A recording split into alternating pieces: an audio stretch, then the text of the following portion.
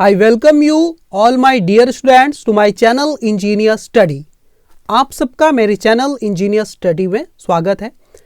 अंग्रेजी को पढ़ना और अनुवाद करना सीखें। ठीक है, इंग्लिश को पढ़ना तो काफ़ी लोगों को आता होगा, लेकिन ट्रांसलेट करते नहीं आता, उसका अनुवाद निकालते नहीं आता। ये सबसे बड़ी प्रॉब्लम होती है बच्चों की। और सारे सब्जेक्ट आजकल इंग्लिश मीडियम में ही बच्चे जाते हैं और सारे सब्जेक्ट इंग्लिश में ही होते हैं, तो पढ़ के ट्रांसलेट करना नहीं आता। इस वजह से बच्चे क्वेश्चन को ही समझ नहीं पाते। मैथ्स भी इंग्लिश में, सारे सब्जेक्ट इंग्लिश में, साइंस भी, जीके, सोशल साइंस, सारे सब्जेक्ट इंग्लिश में, और इंग्लिश ही उन्हें नहीं आती, इसलिए उन्हें सबसे बड़ी दिक्कत हो जाती है। तो ये ट्रांसलेशन की जो एक्सरसाइज है, जो चैप्टर्स में आपके लिए वीडियो लेकर आया हूँ, ये इंग्लिश को पढ़ के उसका अनुवाद करना आप सीख सकते हैं इनके माध्यम से। तो एक स्टोरी है द स्टार मनी, तारों का धन। स्टोरी के माध्यम से मैं आपको रीड तो करना सिखाऊंगा, ट्रांसलेट करना भी सिखाऊंगा। काफ़ी सारे हार्ड वर्ड्स आपको सीखने को मिलेंगे, ग्रामर भी और स्ट्रक्चर भी आपको सीखने को मिलेंगे। ठीक है, तो आगे से हम स्टार्ट करते हैं इस स्लाइड से। ठीक है, एक एक लाइन, जैसे एक लाइन जैसी खत्म होती ये फुल स्टॉप लग जाता है, उसके बाद ये एक लाइन है और उस एक लाइन को मैंने यहाँ ट्रांसलेट करके आपके सामने ये लिखा हुआ है। फिर दूसरी लाइन है, आप देख सकते हैं, दो लाइन, ये दूसरी लाइन, ये फुल स्टॉप लगा है, और ये तीसरी लाइन है। मतलब इस पैराग्राफ में टोटल 3 लाइनें हैं। इस पैराग्राफ में कितनी लाइन है? 3 लाइन है। तो इस पैराग्राफ को हम पहले ट्रांसलेट करते हैं। ओके, वंस मीन्स एक बार। एक बार क्या हुआ? देयर वॉज अ गर्ल, एक लड़की थी। जैसे एक लड़का था बोलना है देयर वॉज अ बॉय। एक राजा था, देयर वॉज अ किंग। इस टाइप से स्ट्रक्चर को पकड़ना है आपको। ठीक है, और एक दो सेंटेंस अपने मन से बनाने। ठीक है, देयर वॉज अ गर्ल, एक लड़का था, एक लड़की थी। गर्ल मीन्स लड़की, एक लड़की थी, है ना। Whose father and mother had died, जिसके पापा, फादर एंड और मदर यानी मम्मी, उसके पापा और मम्मी हैड डाइड का मीन्स क्या है? इसका मतलब मर चुके थे। हैड डाइड मीन्स मर चुके थे। डाई का मतलब होता है मरना, और हैड के बाद जब वर्ब की थर्ड फॉर्म लगती है हमेशा, इसलिए डाई की थर्ड फॉर्म डाइड लिख दिया हमने। और जब भी हेड के बाद वर्ब की थर्ड फॉर्म लगती है तो ये टेंस होता है। कौन सा टेंस होता है? ये पास्ट परफेक्ट टेंस होता है। इसका मतलब होता है कुछ चुका, कोई काम कर चुका था, चुके थे, इस टाइप का सेंस निकल जाता है। मर चुके थे, हैड डाइड, मर चुके थे, है ना। तो वंस एक बार देयर वॉज अ गर्ल, एक लड़की थी, whose father and mother had died, जिसके पापा और मम्मी मर चुके थे, उनकी मृत्यु हो गई थी। ठीक है, she had no home to live, वो जो लड़की थी बेचारी, जिसके मम्मी पापा मर चुके थे, वो लड़की, शी बोला है उसको, उस गर्ल को क्या बोला है? शी हैड नो होम, उसके पास कोई घर नहीं था, है ना। जैसे हैव की पास्ट फॉर्म है यहाँ पर हैव। हैव अकेला सेंटेंस में आता है, जैसे मैंने बोला आई हैव अ कार, इसका मतलब क्या है? मेरे पास एक कार है। और हैव की पास्ट फॉर्म लगा दूंगा मैं, हैड लगा दूंगा, तो अब मेरा इसका मीनिंग क्या हो जाएगा? आई हैड अ कार, मेरे पास एक कार थी, ये सेंस आ जाएगा इसका। तो वैसे ही शी हैड, उसके पास था। अब लिख दिया नो होम, मतलब कोई घर नहीं था। टू लिव यानी रहने के लिए, उस लड़की के पास कोई घर भी नहीं था रहने के लिए, है ना। ऑल शी हैड, देखो फिर से हैव की पास्ट फॉर्म हैड आ गई, मतलब था। ऑल यानी सब कुछ या जो कुछ भी, शी हैड जो उसके पास था, जो कुछ उसके पास था, वर वो था, वो क्या चीज थी? वो चीजें क्या थी? द क्लोथ्स, वे कपड़े, शी वॉज वेयरिंग जो उसने पहना हुआ था, एंड और a piece of bread, a piece एक टुकड़ा, ऑफ यानी का, किसका? ब्रेड, ब्रेड का एक टुकड़ा, जिसको आप रोटी बोल सकते हैं। ब्रेड का एक टुकड़ा था, रोटी का एक टुकड़ा था। ठीक है, ओके। तो एक एक लाइन को मैंने यहाँ ट्रांसलेट करके नीचे लिखा है। आप इंग्लिश से पहले पढ़ के खुद से ट्रांसलेट करना है, खुद से अपने मन से, और फिर हेल्प लेने के लिए आप नीचे की हिंदी को आप देख सकते हैं। ठीक है, अगली स्लाइड में देख लेते हैं। अब वो लड़की के पास क्या था? जो कपड़े उसने पहने थे वो, और एक ब्रेड का टुकड़ा था। उसके पास कोई घर भी नहीं था, उसके मम्मी पापा मर चुके थे। इतनी कहानी हमने देखी। फिर क्या हुआ? वन डे, एक दिन, शी डिसाइडेड, उसने फैसला किया, टू गो, जाने का, टू द कंट्री, कंट्री का मतलब होता है आसपास का इलाका या गांव, शहर, ये भी होता है। तो कंट्री का मतलब होता है आसपास का इलाका। यहाँ देश लिखा है ना, आप इसको इलाका बोल सकते हैं। ठीक है, इलाका, आसपास का जो एरिया होता है उसको कंट्री बोलते हैं। ठीक है, तो एक दिन शी डिसाइडेड, डिसाइड का मतलब क्या होता है, DECIDE, डिसाइड का मतलब होता है फैसला करना, निर्णय लेना, उसी की पास्ट फॉर्म है, डी लग गया, डिसाइडेड मतलब फैसला किया, है ना। शी डिसाइडेड, उसने फैसला किया, किस चीज का, टू गो, जाने का। कहाँ जाने का, टू लगा के लिखेंगे, जब भी आप कहीं जाते हैं तो गो के साथ टू लगा के लिखते हैं, है ना। टू द कंट्री मतलब इलाके में, आसपास के इलाके में जाने का उसने फैसला किया, घूमने का।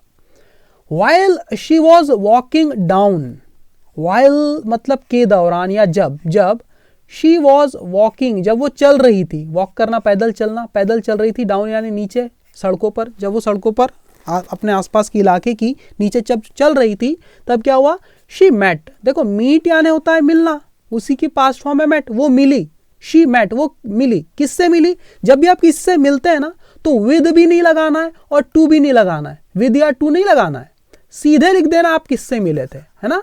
किससे मिली, एन ओल्ड मैन, एक बूढ़े आदमी से मिली, है ना। वाइल जब शी वॉज वॉकिंग डाउन, जब वो नीचे जा रही थी सड़कों पर, she met an old man, तो एक बूढ़े आदमी से मिली, हु आस्क्ड हर, जिसने, हु मतलब जिसने, आस्क्ड हर फॉर, देखो आस्क फॉर का मतलब होता है मांग करना, डिमांड करना, किसी चीज की मांग करना, और किससे मांग की उसको बीच में लिख दिया हर, उससे, और किस चीज की मांग की, तो फूड की मांग की। देखो तो वो एक किससे मिली, एक बूढ़े आदमी से मिली, हु जिसने आस्क्ड हर फॉर फूड, जिसने भोजन की मांग की, खाने की मांग की, उससे, उस लड़की से, हर यानी उससे, जिसने उससे खाने की मांग की या उससे खाना मांगा, ठीक है ना।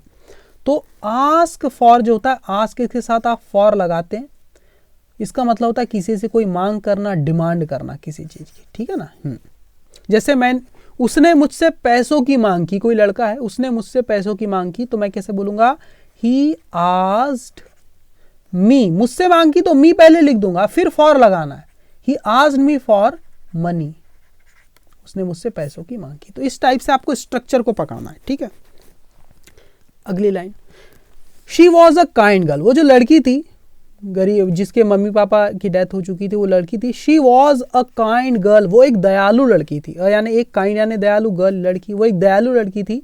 एंड और विदाउट थिंकिंग, विदाउट मतलब के बिना, थिंक मतलब सोचना, उसी के आईएनजी फॉर्म है थिंकिंग, बिना सोचे, विदाउट थिंकिंग मतलब बिना सोचे, ऑफ मतलब के बारे में, किसके बारे में, of what she would eat, है ना, क्या शी वुड ईट, वो खाएगी, वो क्या खाएगी, ये सोचे बिना, इसके इस बात का विचार किए बिना, शी गेव हर ब्रेड, उसने दे दिया, गिव यानी क्या होता है, देना, उसने दे दिया, क्या दे दिया, हर ब्रेड, अपने पास जो ब्रेड था उसके पास, है ना, वो दे दिया, अवे मतलब होता है किसी को दान में जब दे देते हैं तो गिव के साथ अवे लगा देते हैं ना।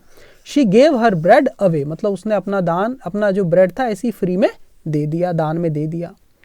एज शी मूव्ड फर्दर, जैसे ही, शी मूव्ड फर्दर, मूव का मतलब होता है बढ़ना, फर्दर यानी आगे, जैसे ही वो आगे बढ़ी थोड़ा सा, फर्दर मतलब थोड़ा आगे वो बढ़ी, तब क्या हुआ, फाउंड अ लिटिल चाइल्ड, तो उसने पाया, फाइंड यानी होता है पाना, उसी की पास्ट में फाउंड, उसने पाया, किसको पाया, उसे कौन मिल गया सामने, अ लिटिल चाइल्ड, एक छोटा बच्चा उसे मिल गया।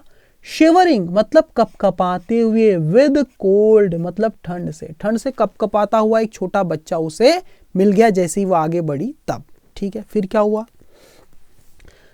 शी टुक पिटी, देखो टेक पिटी का मतलब क्या होता है, टेक पिटी मतलब होता है किसी पर दया करना या दया आ जाना, उसी की पास फॉर्म है, टेक की पास फॉर्म है टुक, टुक पिटी मतलब उसे दया आ गई, शी टुक पिटी उसे दया आ गई उस छोटे बच्चे को कांपते हुआ देखकर।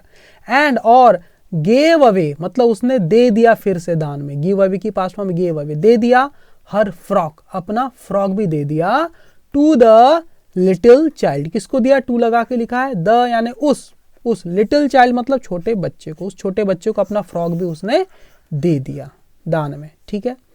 एज चूंकि शी स्टूड वो खड़ी थी, स्टैंड यानी होता है खड़े रहना, पास्ट फॉर्म है स्टूड, चूंकि वो खड़ी थी कहाँ, इन यानी में, द डार्क मतलब अंधेरे में, ऑफ मतलब के, किसके, द नाइट यानी उस रात्रि के, उस रात्रि के अंधेरे में वो खड़ी थी, कैसे, हंग्री यानी भूखी, एंड और शिवरिंग मतलब कांपती हुई, इन द कोल्ड यानी ठंड में कांपती हुई वो क्या थी, और भूखी वो क्या थी, रात के अंधेरे में खड़ी थी।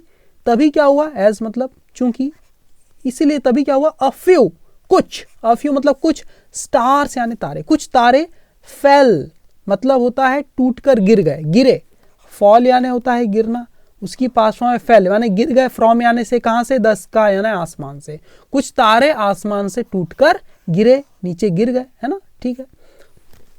फिर क्या हुआ, शी वॉज सरप्राइज्ड, वह थी, क्या थी, सरप्राइज्ड यानी हैरान थी, आश्चर्यचकित थी, टू सी देखकर, क्या देखकर, दे वर सिल्वर कॉइन्स, दे यानी कि वे, वर यानी थे, क्या थे, सिल्वर यानी चांदी के, कॉइन्स यानी सिक्के, वे चांदी के सिक्के थे। ये बात देख, इस चीज को देखकर वो क्या थी, हैरान थी। वो तारे जो गिरे वो नीचे गिरकर क्या बन गए, चांदी के सिक्के बन गए, वो एक्चुअली चांदी के सिक्के थे, है ना। शी लुक्ड डाउन, उसने देखा, लुक यानी देखना, पास्ट फॉर्म लुक्ड डाउन यानी नीचे, टू फाइंड हरसेल्फ और पाया, उसने नीचे देखा, खुद को ही देखा, टू फाइंड हरसेल्फ और पाया खुद को, हरसेल्फ खुद को पाया, कैसा पाया, वेयरिंग अ प्रिटी ड्रेस, पहने हुए पाया, एक प्रिटी मतलब प्यारा सा सुंदर सा ड्रेस, एक सुंदर सा ड्रेस पहने हुए उसने पाया, जैसे उसने नीचे देखा तो खुद को, प्रिटी ड्रेस, वो ड्रेस था सुंदर सा, ऑफ यानी का, किस चीज का, द फाइनेस्ट लिनन, फाइनेस्ट का मतलब होता है बेहतरीन क्वालिटी का, लिनन एक कपड़ा होता है लिनन का, तो लिनन के एक बहुत ही बेहतरीन क्वालिटी के कपड़े को पहना हुआ उसका ड्रेस को उसने पाया। वो कपड़ा किसका बना हुआ था, लिनन का बना हुआ उसका ड्रेस था, ठीक है।